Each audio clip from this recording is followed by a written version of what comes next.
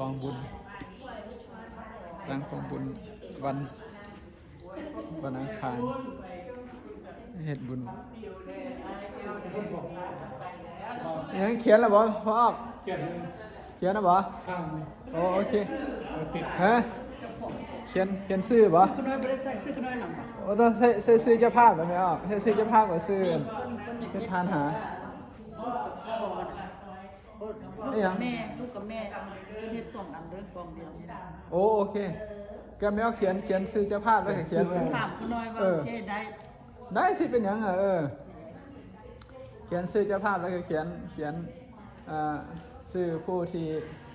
เอาเฮ็ดทานหานะผู้ที่หา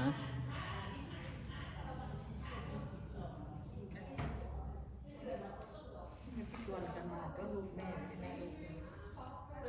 มื้ออื่นอีกอันนึงว่าที่มื้ออื่นบ่มาเบิ่งกองนี้เนาะเอากองนี้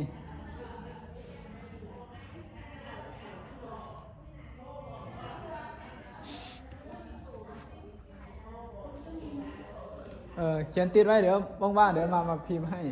น่าจะมื้ออื่นเดี๋ยวเพิ่งมีเวลาว่างๆเดี๋ยวจะเอาพิมพ์มาติดให้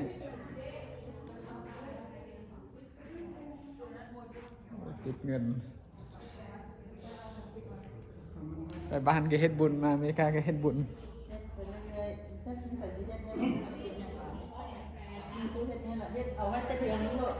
แต่ว่าติดอันอื่นบ่เท่าไหร่เราติดใจอันพาเข้าอยู่บ้านเนี่ยออกนอกทองนี่นะว่ะ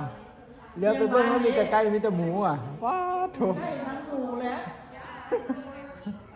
เลี้ยงซับลาบเว้ยป้าพี่ลึกกิโลเลยไปอันห้องใส่บ่ได้ค่ากินโลได้ขนาดเอาแม่นว่ะโดยมันเลยเป็นปีนั้นมาเป็นอย่างนอกเลยมากันเลยมันก็ห้องใส่แต่กูไปซอยแล้วกูบ่ได้กินอย่างนั้นคุณแม่นว่ะโอ้จมเนาะจมคืออยู่เฮือนคือกันได้มาอยู่เฮือนนี่เวลาผู้ใดสิไปนอนบ่บอกนี่ป่วยปีก่อนมาให้อาจารย์อยู่ไทยเราไปเที่ยวลาวแล้วบอกเราไปแวะพักนะไปแวะพักพอเราออกขั้นไปแล้วก็พ่อก็ป่วยบ่สบาย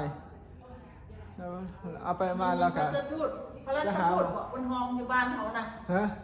คุณใหญ่ๆพระราชทูตไปอย่างไผสิตายอยู่ในบ้านทั้งแต่ว่าคนฮู้ก้อนนั่นน่ะเพิ่นว่ามาคนหัวลูกหลานน้อยน่ะเป็นนะโอ้เมื่อน่ะโอ้คนที่ตายไผสิตายนี่แปลว่ามาหาคนเพิ่นก้อนแล้วจังก็ไปโอ้ผู้หญิงจำได้มั้ยแม่นบ่ตุ้ยนั่นโอ้เป็นแต่เสื้อคนเสื้อหลายแล้วเดี๋ยวนี้นะที่ผู้ใส่เสื้อหลายน้องเลยเนาะว่าสิเห็นพาเข้าหลายแล้วซั่นน่ะแฮงหลายสิเห็นพาเข้าหลายแล้วนั้นน่ะว่าเห็นมา 2-3 ปีแล้วเห็นตั้งแต่เริ่มมามีโซเชียลมีเดียแต่กี้บ่เห็นมันบ่มี Facebook เดี๋ยวนี้ตอนหลังๆมาเห็นเอาติดไว้หั่นแหละพอติดไว้กล้องข้างๆเป็นอีโลทุกวันเสียวนะเขียนชื่อข้าพระเจ้านางวรวิไลวรรณบวกท่านบุญยงอินทปาฐาพร้อมครอบครัวเป็นกองบุญ1กองทานไปหาทานคำจันทร์วิไลวรรณและเมจันทร์สุขโอเคถึงละพอถึงละถึงละเอาติดไปโลดเดี๋ยวว่างๆเดี๋ยวไปพิมพ์ให้